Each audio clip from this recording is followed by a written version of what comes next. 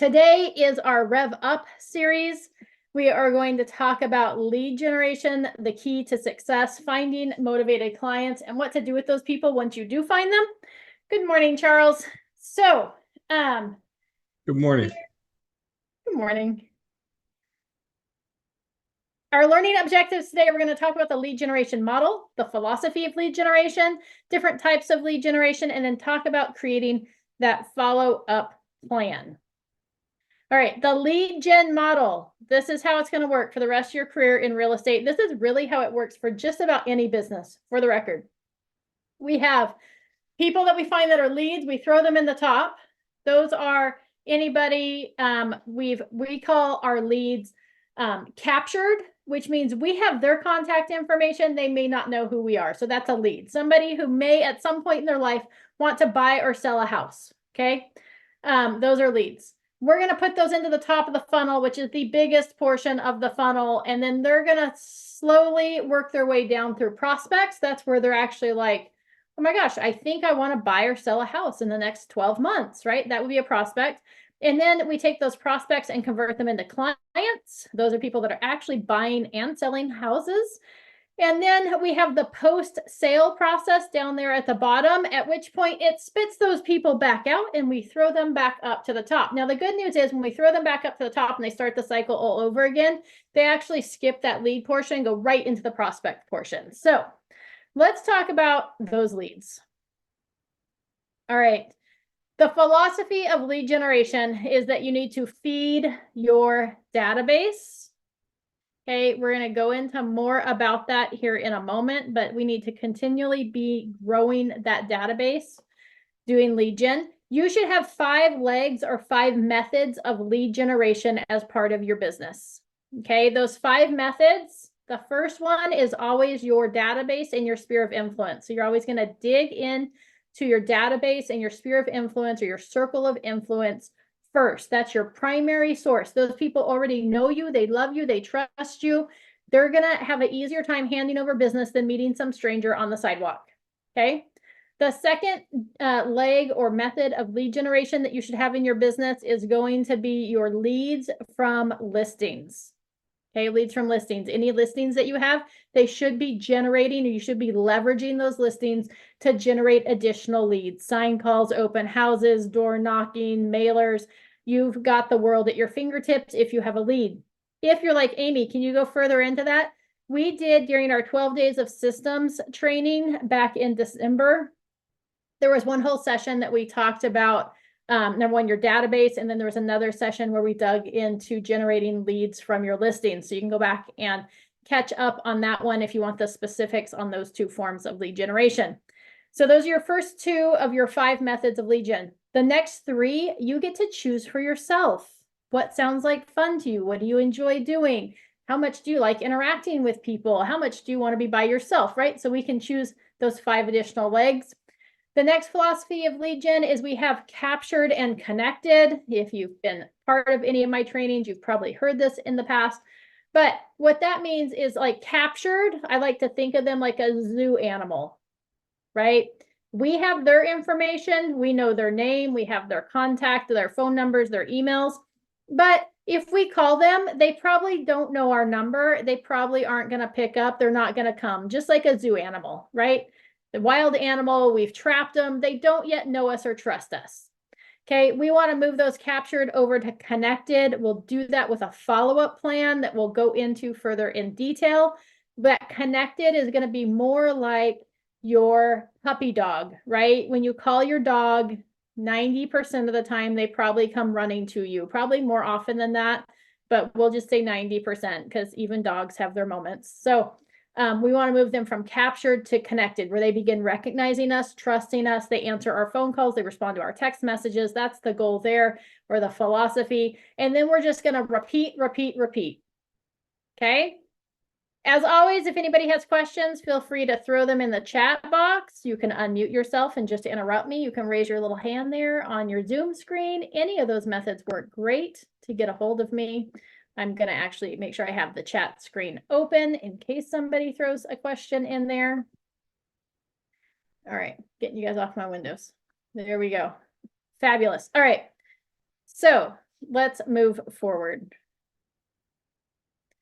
All right, feed the beast, right? I just said we need to continually feed our database. You want to time block and protect your lead generation time. That is your number one task as a realtor. If you want to grow your business, it's lead generation. And here's what normally happens as realtors. We lead generate, and then we're like, oh my gosh, I got to go show properties, I got to negotiate contracts. And then you forget all about that thing called lead generation. And then you get to the end of the transaction, you're like, well, I don't have another buyer, I don't have a seller. And you're like, oh my gosh, that's because I stopped doing lead generation. So never stop doing lead generation. That's your number one priority. Block it. People always ask, what's the best time to do lead generation? There is no right time or wrong time, but we usually recommend putting it in your morning routine, because then you're going to get to it. If we wait till lead gen until the afternoon, then what happens is things start coming up, issues arise, fires start, right? And then we're putting out fires and taking care of things instead of doing the lead gen, and we never get to it. Okay, so there's no wrong time to knock on somebody's door. That's a lie. There is a wrong time to knock on somebody's door. You should probably only do it between like 9 a.m. and when it gets dark, unless it's the summer, and then you should never door knock past like about 7 p.m., maybe 8. Anastasia, question? What is the general time to start calling? Yeah, 9 absolutely. o'clock, 8 o'clock, 10 o'clock. I mean, what's a good time, courteous time to start calling? I would recommend not making phone calls before 9 a.m. Yep. So 9 a.m. is what I would say. And same thing on the back end. I would say like 7, 8 p.m. is going to be your latest. Okay, thank you. Yep, absolutely. Okay. You want to be adding 3 to 10 people to your database every single day, 5 days a week, which amounts to 15 to 50 people per week. If you're like, man, I want to grow my business and I want to do amazing things this year, then add 10 people a day for a total of 50 a week. If you're like, I'm just trying to get my feet wet, I'm trying to understand this process, I'm a little nervous, then start by adding 3 per day. Okay, there's no wrong or right answer there. The bigger your database is, the faster you're going to grow your business, especially if you're interacting with those people on a regular basis. We know statistics say that if we interact with people on a regular basis, we'll go into more what that looks like, but at least 19 to 24 times per year, that we're going to have a conversion ratio there of about 12 to 1. For every 12 people we throw in that database, one person's going to do business. Okay, that's generally called the ratio that people lean on for that. A contact should have a name, an email, and a phone number. Okay, basics for a contact: name, email, and a phone number. Even better would be an address.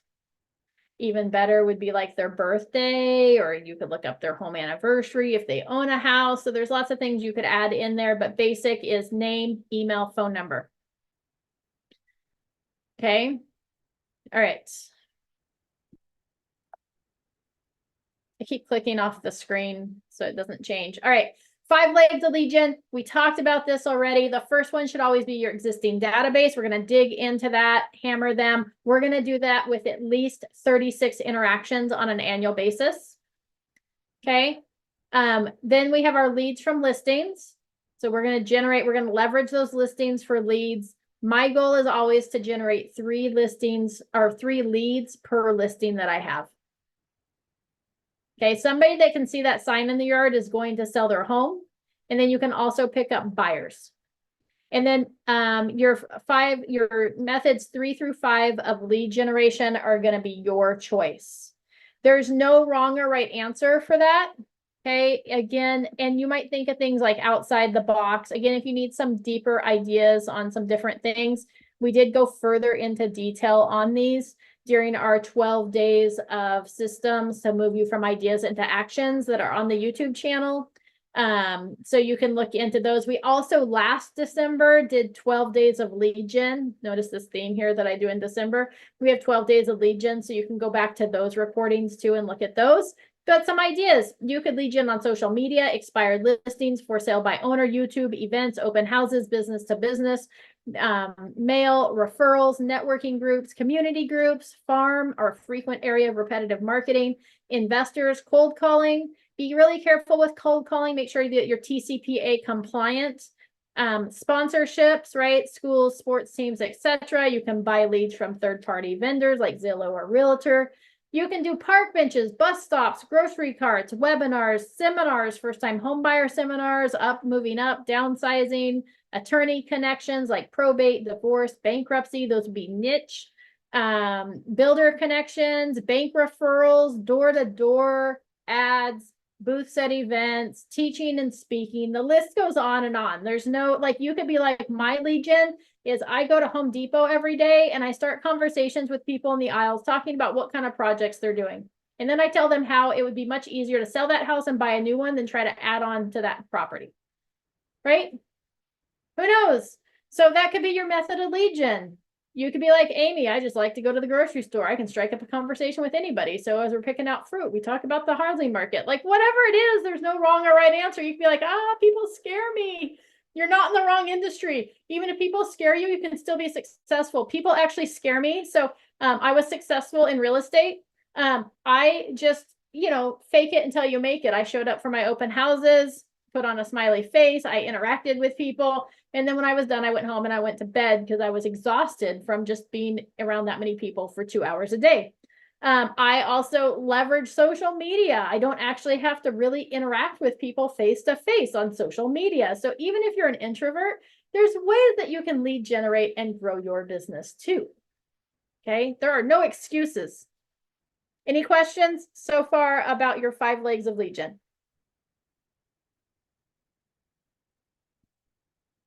Go ahead, Bree. You're muted. I wasn't able to get the number 2 for that slide. I'm sorry. What was it? Oh, the 5 methods of lead gen, the leads from listings. Yeah, okay, thank you. Database and then leads from listings. Any other questions? All right. So number 1, database. Number 2, leads from listings. Number 3, 4, and 5, we're going to select ourselves. We're going to perfect number 3 before really truly focusing on method number 4 and 5 that you select. And you're like, well, Amy, what does that mean? That means if my 3 methods of lead gen are going to be open houses, social media, and a farm, that I'm going to still post on my social media, but I'm not going to spend time really developing systems and processes around social media. And the same thing with farm. I'm going to start marketing in my farm, but I'm not spending a ton of energy or effort on that. My number 1 is going to be open houses. Method number 3 for me was open houses. So that I'm going to focus all of my time, energy, and effort in open houses. So I'm going to do my database. I'm going to generate leads from listings, and I'm going to start developing systems and processes around my open houses so that they become just like part of who I am. I know that if I'm hosting an open house this weekend, on Tuesday, I select the open house. On Wednesday, I put together all the marketing materials. On Thursday, I post on social media. On Friday, I go door knock. On Saturday, I host the open house. On Monday, I follow up with my people that pass through the open house. Like, I'm going to develop a system around that open house. Once I'm executing that system consistently and I feel really good about it, then I'm going to add in, okay, now what am I doing for social media? Besides just posting randomly, like, what's my system? How am I going about this? How am I going to generate leads from that social media? So now, by the time I get to lead method number 4, I'm still working my database. I'm still generating those leads from listings. I'm still hosting open houses, which are bringing me results. But now I'm adding in that social media leg.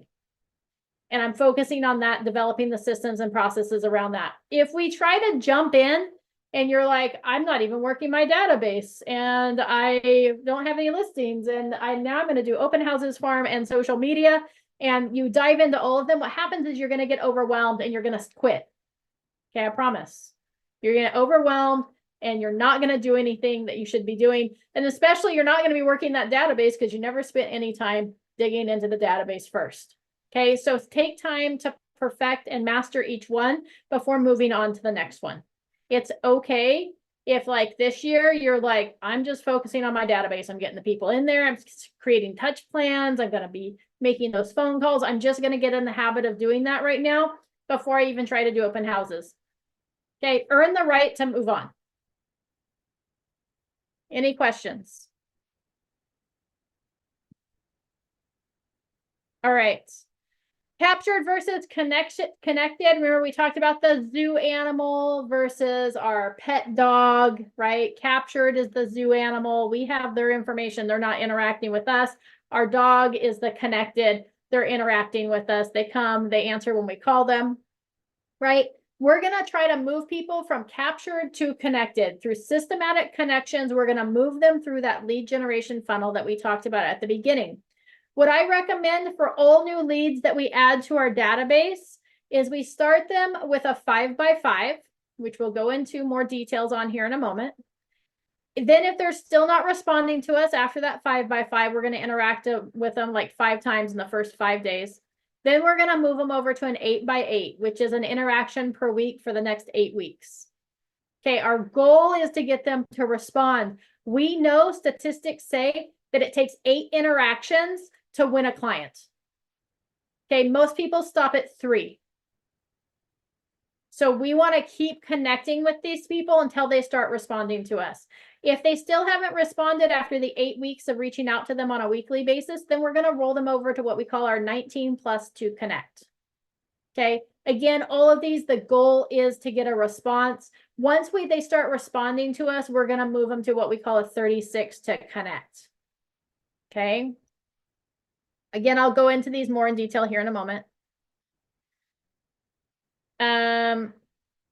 So once they're connected, so that one was captured to connected, right? We're trying to move them from captured to connected. Then we're trying to move those people we've connected with. We're trying to convert them into clients. Okay, captured to connected and then connected to converted.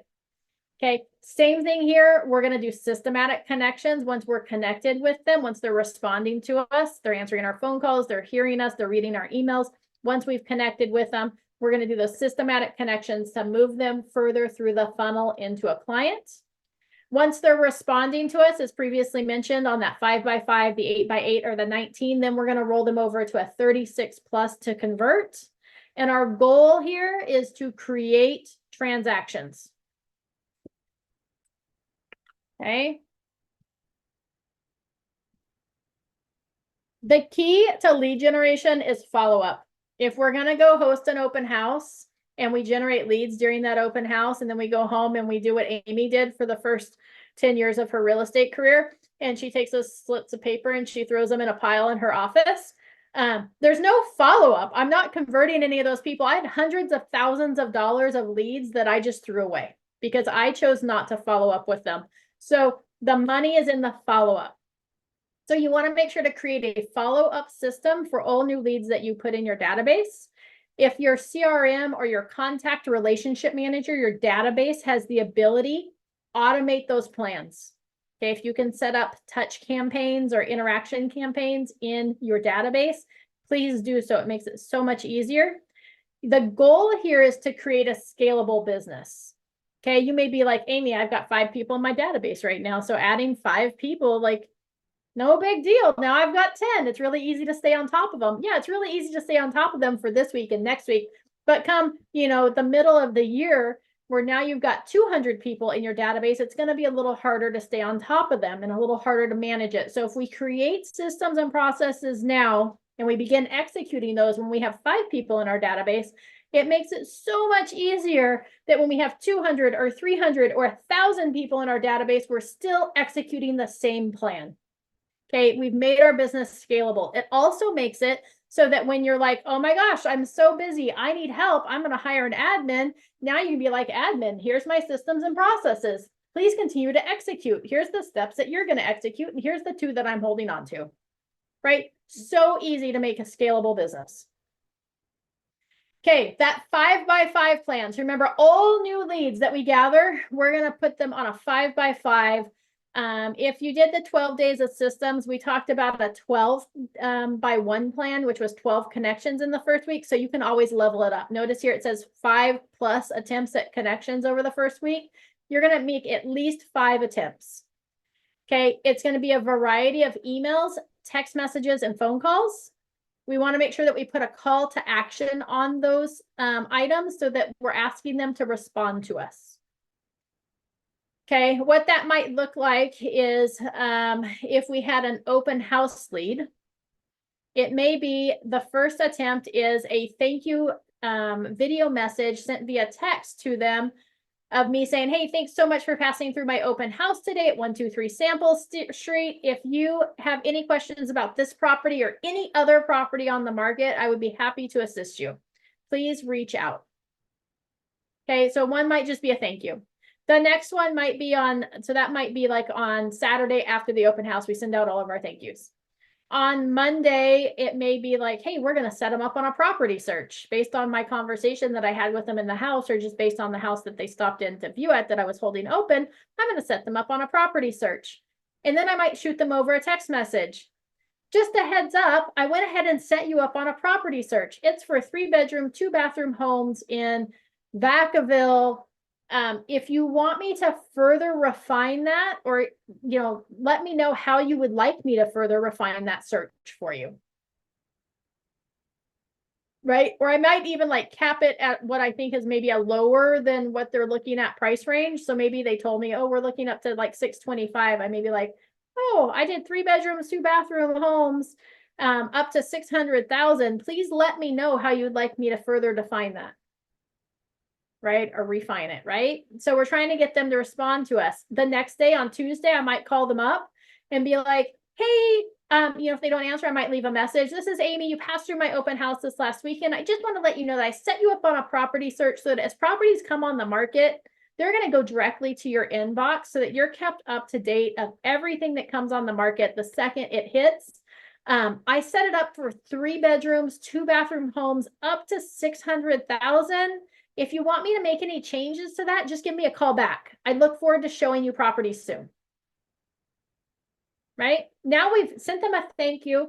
We've set them up on a search. So they're getting that email. We sent them a text message and we sent them a phone call. And oh my gosh, we're only on Tuesday. Right? And then we're going to continue to reach out for them for the rest of the week, once a day, with some sort of beneficial information. Hey, I know when we talked, you were a first-time home buyer. I'd like to schedule a time for you to come in and we could go through the home buying process and make sure you got all your questions answered and that you understand the process. Let me know when a good time is and we'll schedule that. Right? So let's just start making phone calls, sending text message, setting them up with emails. Maybe you've got like a new buyer drip. So if they said they were a buyer, you can start like dripping on them with a buyer email. Maybe if they said that they were the neighbor down the street and they were thinking about selling, you could start sending them tips about getting ready to sell their property. This is part of the reason why I like little sheets of paper for people to sign in on in my open houses, because then I can, after they fill out their information, I can take that sheet of paper from them. I can flip it over and I can start making notes. What did we talk about? Who were they? That way I remember who they are when I get home and I'm putting them into my database. And I know what they were looking for, or how long they've been looking for a home, or where they're frustrated, or where they're winning. Right? That way I can kind of tailor those conversations directly to them. Okay, so 5 by 5, we're going to connect with them at least 5 times that first week, once a day for 5 days. If there's no response, they're still not responding to us, we're not going to get frustrated and irritated. We're not going to take their sheet of paper and tear it up and throw it out the window or light it on fire. We're going to then move them over to an 8 by 8. Okay, so for the next 8 weeks, we're going to connect with them once per week for the next 8 weeks, a minimum of once per week. If they do start responding, then we move them over to that 36 to convert. Okay, once they're connecting with us. The 8 by 8 is 8 attempts at connections over the next 8 weeks. Again, it's going to be a variety of emails, texts, and calls. We want to make sure that we have a call to action on those. And if no response still after the 8 by 8, we still aren't winning with them, then we're going to move them over to a 19 plus to connect. Okay, if they do start responding, the second they start responding to us, then we move them over to our 36 plus to convert. Okay, connect or convert. Those are our two options.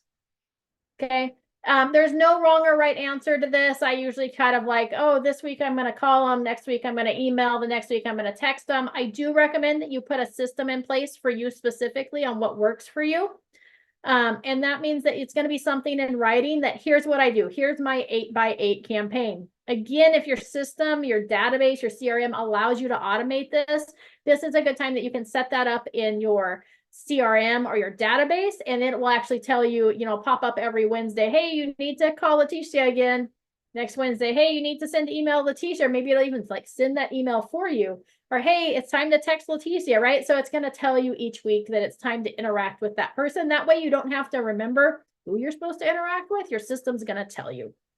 If your system can't do that, set reminders in your calendar. Okay? That way we don't drop the ball on anybody. Once we go through the 5x5, we run them through the 8x8. They're still not interacting with us. We still haven't connected with them. They're still just captured little zoo animals, scared of us, afraid of what we can offer them. We're going to roll them over to a 19 plus to connect, which means we're going to make at least 19 attempts at connection each year. Okay. We're going to do 1 phone call per quarter. That gives you 4 phone calls. So every 3 months, you're going to make a phone call to them. We're going to send them 12 emails or 1 per month. So maybe you've got like a newsletter that you've set up on your email system. They're going to get that newsletter sent out to them.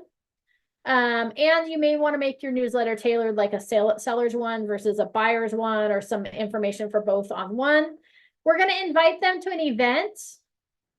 Okay, it doesn't have to be an expensive event. My favorite is like host National Night Out at the park near your home. Invite everybody in your database to come join you at the park that night.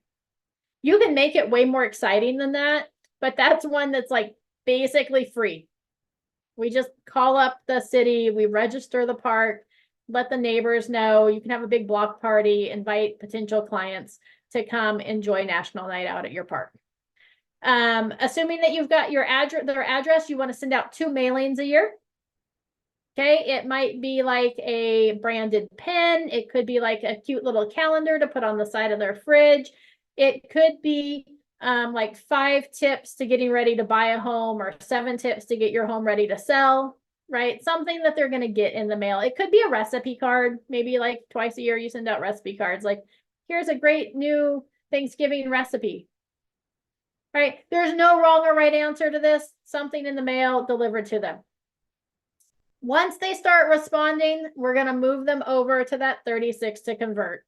So our 5x5, our 8x8, and our 19 plus, those are all in an attempt to start to get them to connect with us. If they don't connect with us this year, it's okay. We're going to leave them in there. We're just going to repeat this year after year after year until they start responding to us.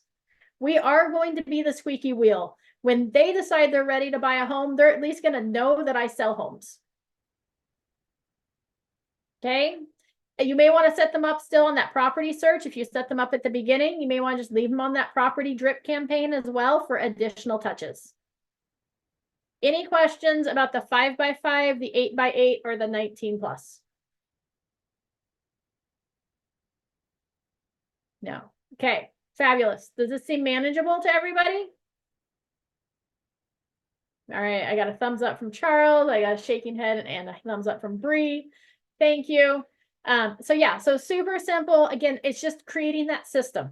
Okay. Now, once they start responding, we want to move them over to that 36, because now we're connected with them and now we want to convert them to clients. So we're going to move them over to the 36 plus to convert. That says backwards right there, just so you know, on the slide, it says convert connected. Oh, 36 to convert. That makes sense. All right. That's not wrong. All right. We're going to make 36 attempts at connections each year. Okay.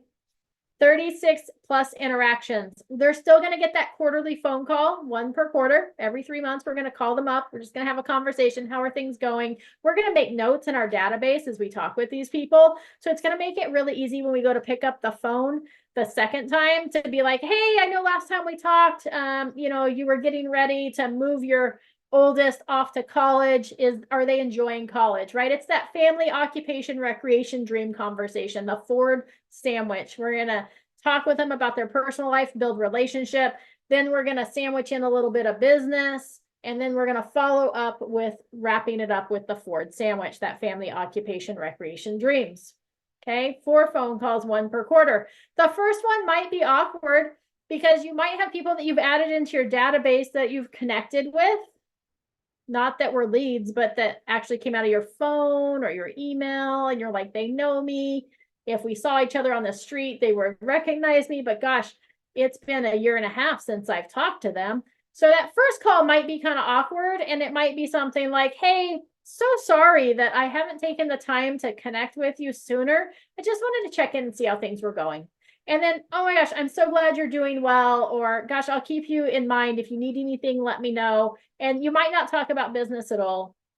That's totally okay. Save it for the second phone call if it's somebody you haven't connected with in a long time. Most of these people were moving from the lead process, right? So we've moved the leads in, we've done the 5x5, the 8x8, the 19. They finally started interacting with us. It makes it less awkward. We're going to do 24 emails per year, 2 per month, 1 at the beginning of the month, 1 in the middle, or 1 in the middle, 1 at the end, whatever that works. I wouldn't do it at the beginning and the end because then they kind of overlap. I would recommend 1 be like some sort of either a property search or a like Real Scout neighborhood nurture update. What's going on in their neighborhood? 1 is probably going to be that newsletter. Okay, 1 newsletter, 1 property search or market update. Those work well. We're going to invite them to 2 events per year, right? We're trying to win these people's business. We want them to show up for us. And 1 might be a big event like National Night Out. We can invite these people, the same people those 19 to connect are on. No harm in that. And then we might be like, hey, you know, we've got 200 people in our database that we're connected with. So every week, there's 50 weeks in the year. There's really 52. But let's say there's 50. Every week, I'm going to invite 4 people to join me for happy hour. Or every week, I'm going to invite 4 people to join me for coffee. Right? It could be something so super simple like that. You could be like, every morning at 9 a.m. I have coffee. Hey, Anastasia, I'm having coffee tomorrow morning at 9 a.m. Would you be able to join me? Or next week? Or hey, Mark, right? So you could invite them to join you for coffee 1 per day, or you could make it like a group activity, like, hey, I'm going to happy hour. Me and some other clients are getting together. Would you like to join us? So whatever you're doing, make it fun and entertaining and make it something that you would want to attend if somebody was inviting you to it. So it doesn't have to be like a big, like, oh my gosh, we rented out the entire movie theater and I paid for popcorn and it cost me thousands of dollars. Like, it doesn't have to be that big. Like, down the road, you might say, hey, that's easier to do that. And now I've got the income generating to be able to do something like that. At the beginning, it might be super simple. And super simple is kind of nice because then you can connect with people on a personal level. Okay, maybe you find the people in your database that are already connected with each other and you invite all those people at the same time. So we can like link our contacts together. So 2 events. Then we're going to have 4 mailed items or pop-bys. These people we're connected with. You probably know what their home address is. We're either going to mail something to them or we're going to drop something off on their doorstep 4 times per year. Okay, 1 of those I would highly recommend, especially if they're a homeowner, that you drop off a market analysis of their property. Okay, just so they're kept up to date of, hey, here's where the approximate value of your home is at now.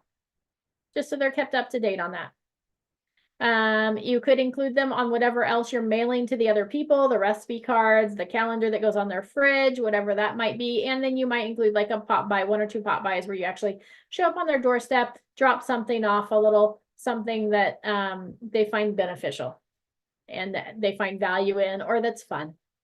And then you probably want to send them, in addition to the 4 mailed items, 2 cards, like a home anniversary card and a birthday card. Okay, we want like every month them to be reminded, we're in real estate, I'm in real estate, I'm in real estate. You want to buy a house or sell a house? I'm your person. I'm still here, I'm still here, I'm still here, right? Squeaky wheel.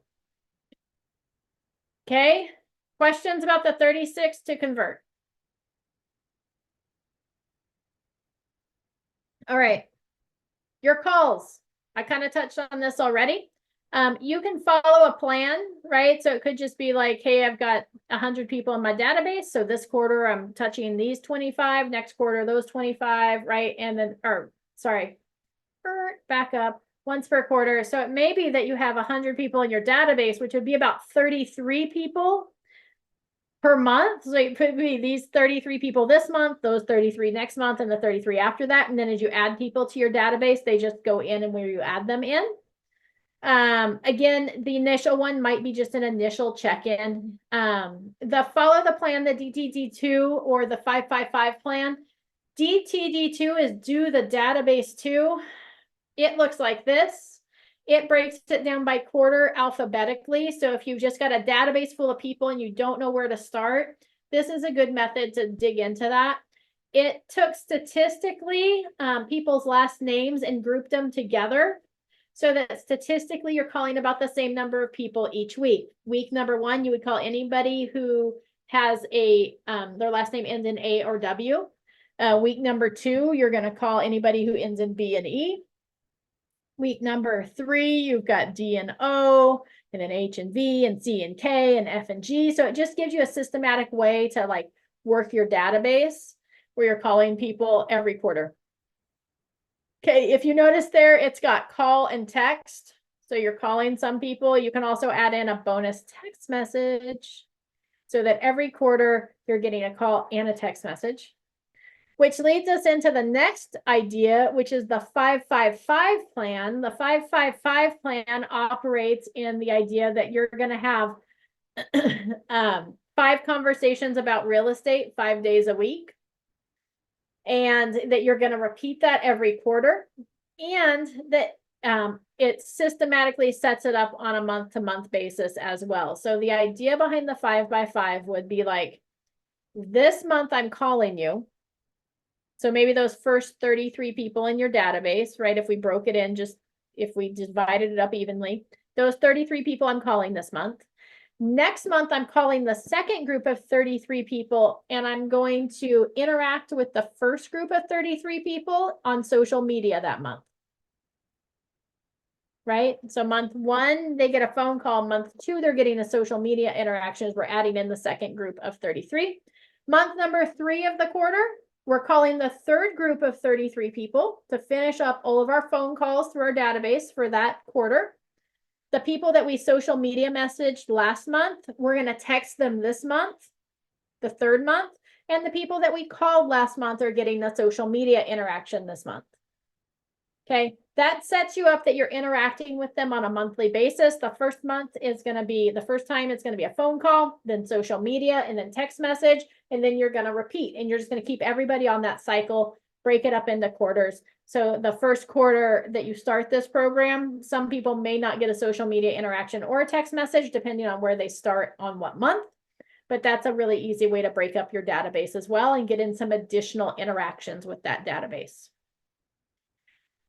The initial call, again, may be just a check-in call. Hey, so sorry, I've neglected to check in with you. How are things going? Right?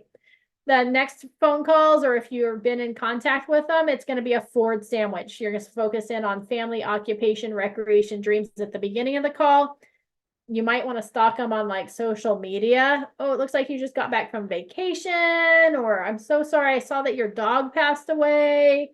It looks like you went for a fun horseback ride last week, right? Whatever that is that you can see and dive into that they've been up to.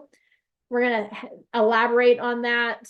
How's work, right? Family, occupation, recreation, dreams. Then we're going to dive into the business portion. And it may not always be like, hey, are you ready to buy or sell a house? It may mean like, hey, I've got a 3-bedroom, 2-bathroom new listing getting ready to come on the market. Do you know anybody looking to buy an entry-level home? Or do you know anybody looking for a single family residence? I know a lot of times, like, especially in our age group, people are looking to like move down into single family homes. They realize that, you know, as their kids move out, that 2 stories isn't all it's cracked up to be. Do you know anybody? Right? We're asking for those referrals. And then we're going to follow up that phone call at the end with the family, occupation, recreation, dreams. So if we talked about how much fun they had on their first vacation, it may be great. I know you guys just went on vacation, but when's your next one? Right? whatever it is, just wrap it back up at the end so that they think relationship when they think you, they don't think salesperson. The other thing that I like to do is a 3 attempt approach. And what that means is like my list of people that I'm going to call this week. So let's say I have 33 people to call this month. There's 4 weeks in the month. That's about 8 calls per week. That's super manageable. So my 8 people that I'm going to call this week, I'm going to call them on Monday or Tuesday. If they don't answer their phone, I'm just going to make sure I don't have this in writing. Oh, good. I don't. Okay. I'm going to call them on Monday. If they don't answer, I'm just going to be like, hey, Charles, it's Amy. I was just touching base with you. I'll try you later this week. Okay. Later this week, I'm going to call them again. So if I called them on Monday or Tuesday, my next call is going to be like Tuesday, Wednesday. I'm going to pick up the phone, call them again. If they answer, great. If not, I'm going to, instead of leaving a message this time, I'm going to shoot them over a text message because I'm smart and I know in this technology age that some people don't listen to their voicemails on a regular basis.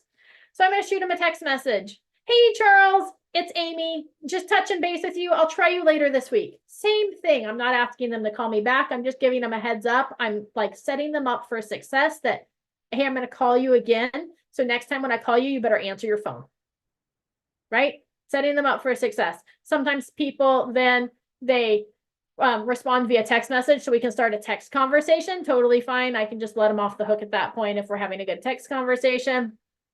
If not, I'm going to call them a third time, usually like Thursday or Friday that month, but it could be like Monday, Tuesday, Wednesday. It could be Tuesday, Wednesday, Thursday. It could be Monday, Wednesday, Friday. It's however you want to divide up your phone calls. The last day I'm going to call them up, ring, ring. They don't answer still. At that point, I'm just going to be like, hey, Charles, it's Amy. I was just hoping to touch base with you to see how things were going. I'm sorry we weren't able to connect with this week. If you need anything, don't hesitate to reach out. I look forward to connecting with you soon. I'm also going to send them a text message that says basically the same thing. Now they're off my call list. I will call them again in next quarter. So I like the 3 attempt approach. I tend to get more answers that way. The first time through, it's usually like maybe a 25% answer rate. Second time through, I knock some more off that list. And by the end of it, I usually have probably about a 75% answer rate by doing the 3 attempt approach. It does take a little more work and a little bit more effort, but you do get in contact with more people, which is the goal.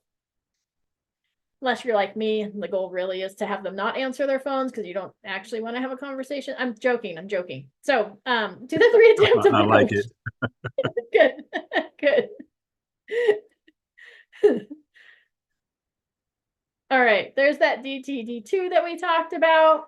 Oh, here's the 5x5, 1 contact the first month, phone call month. So 1 contact per month, phone call month 1, social media month 2, text or card month 3, and then you're just going to repeat that with each person whenever you start them. We talked about that. We have the Ford sandwich that we talked about. Look, I'm so efficient. I had all this on slides and I just skipped right over it. The family, occupation, recreation, dreams, open with Ford, business, close a recap with Ford at the end. The Ford is the bread of your Ford sandwich. I even had this one. I went looking for it and I didn't see it. The 3 attempt approach. Here you go. Call number 1. If they don't answer, we leave a message. Hi, Charles, it's Amy with Realty One. I was just wanting to check in with you. I'll try you later this week. Super easy. Call number 2, send a text. Hey, I was just checking in. I hope you're having a great day. I'll try you later this week. Right? Super simple, to the point. You can, if you have an iPhone, you can probably do it with an Android too. I just don't know how, but you can set up text where you put in like 3 letters and it texts a sentence for you. So you could call this like C2 or T1 or something like that, or D2 for day 2. And then if you type in D2, it'll automatically send that text message or type that text message into your text bubble. That's how I do my signature at the end of my text. If you've ever seen my signature come through, if I type in AP, it goes, have a great day, Amy Petard, DRE number 017950, right? So it does my whole spiel. So as I'm connecting with new people, it makes it really easy to throw my license number in there because that's your first point of contact. So you can set that up for the auto text method. Call number 3, leave a message and send text. Hey, Charles, it's Amy. Sorry we weren't able to connect this week. I hope you're doing well. If you need anything real estate related or not, please don't hesitate to reach out. Have a great day. The text message would go something like, I hope you're having a great day. If you need anything real estate related or not, don't hesitate to reach out. We will connect next time. Right? Letting them off the hook. So 3 attempt approach. That brings me to the end of lead generation. So you use 5 methods of lead gen: database, leads from listings, choose 3, pick 3. When we want a systematic follow up with all those people that we add to that database, all those leads that we generate. Any questions, thoughts, or ahas from today's class?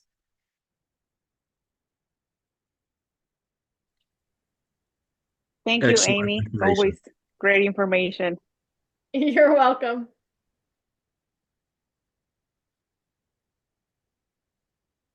Very good info. Thank you. Good, you're welcome. If you haven't Quick question, yet, Amy. oh, yep.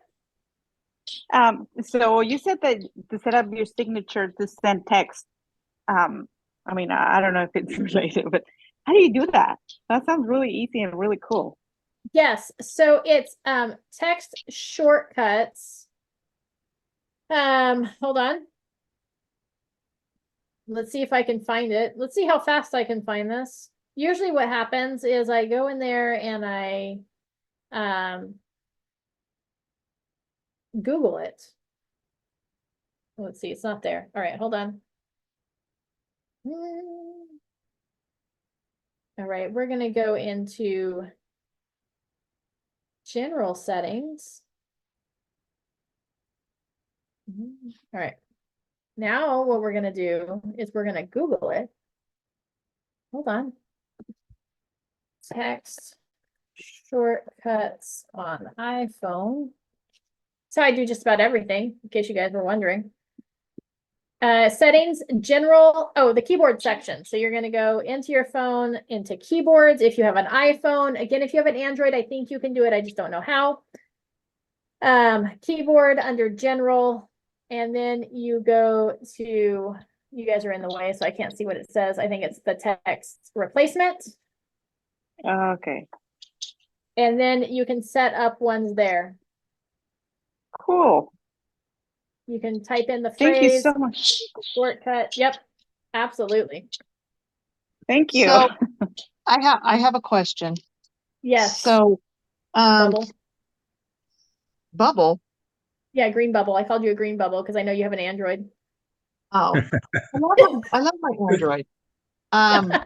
So I know I should have been doing my follow-up with people when I was laid up, but so now that I'm getting back into the swing of things, should I say, hey, sorry, I haven't been in touch, I had surgery, or just say, I was, is there something I should say or not say?